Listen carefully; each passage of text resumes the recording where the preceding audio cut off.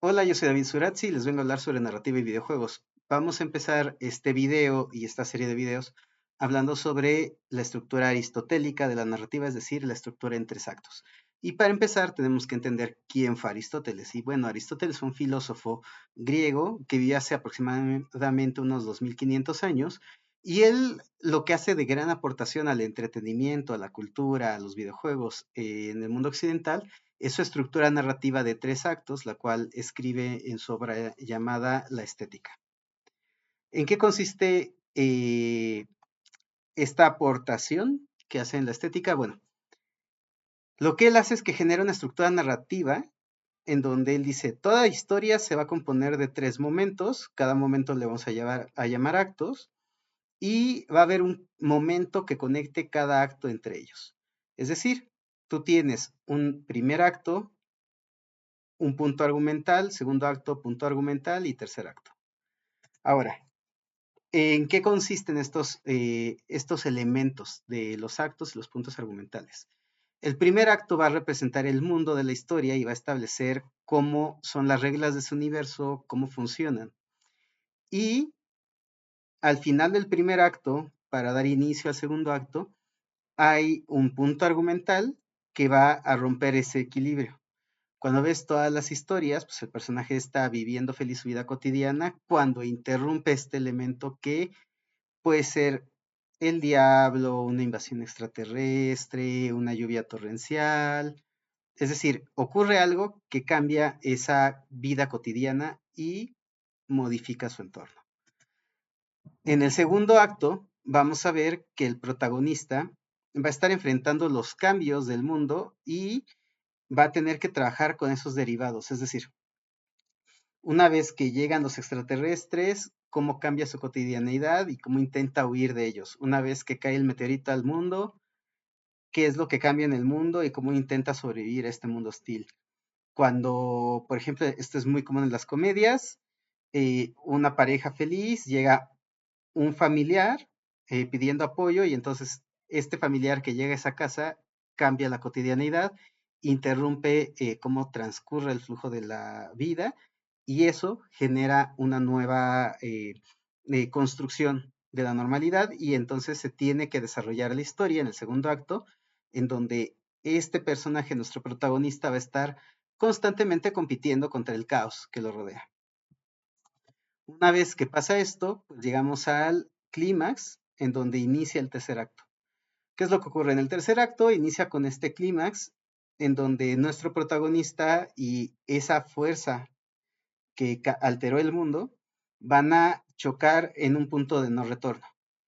En este punto, por ejemplo, cuando el superhéroe se enfrenta al supervillano, cuando por ejemplo, en El Señor de los Anillos, el clímax es cuando se da la última batalla, mientras que los hobbits están intentando destruir el anillo único en el volcán.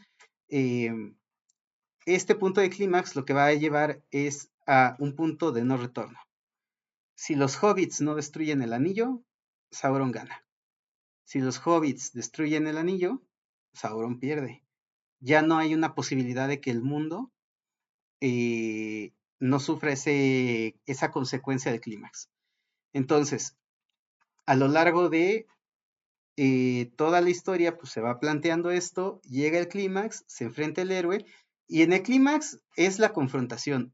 Puede que el héroe salga victorioso o no. Lo que ocurre después de ese clímax, pues ya es como el tercer acto, donde vas a ver cómo son las consecuencias del clímax. Es decir, si destruyeron el anillo único, cómo se restablece el orden en el mundo. Eh, cada vez que tienes una de estas confrontaciones, este tercer acto va a ser como una especie de epílogo donde explicas qué ocurrió con los demás. Ahora, esto se aplica a los videojuegos también. En los videojuegos no nada más aplica para contar las historias de los videojuegos, sino también se aplica en la forma en la que las mecánicas se introducen y esto es lo que vamos a llamar el ritmo del juego. Es decir, pensemos por ejemplo en que nuestro personaje va a tener que saltar sus primeros obstáculos para que el jugador aprenda cómo se realiza la acción de salto y las consecuencias que tiene.